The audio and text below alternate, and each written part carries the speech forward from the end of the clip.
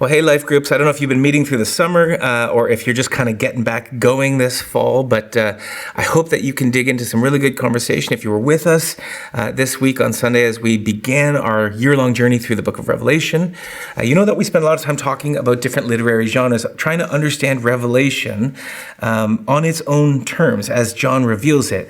And he sort of describes it as three things: as apocalyptic literature, which was a familiar genre at the time, using all kinds of strange imagery that was familiar and known to its original readers. It's also a prophecy, which is another literary genre that isn't about making predictions about the future, but it's about speaking truth, God's truth, into our present circumstances. And then finally, it's a letter. It's an intimate, personal conversation between Jesus and originally 7 churches, but meant to be included to all of us.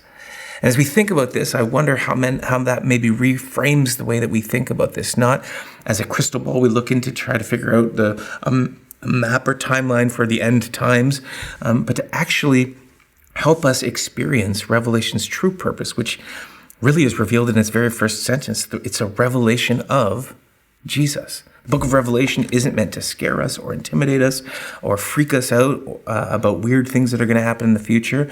And we'll get to some of that weird imagery later in our study, but ultimately we need to remember that this book is meant to inspire us to see Jesus like never before and to follow, ultimately, Jesus like never before.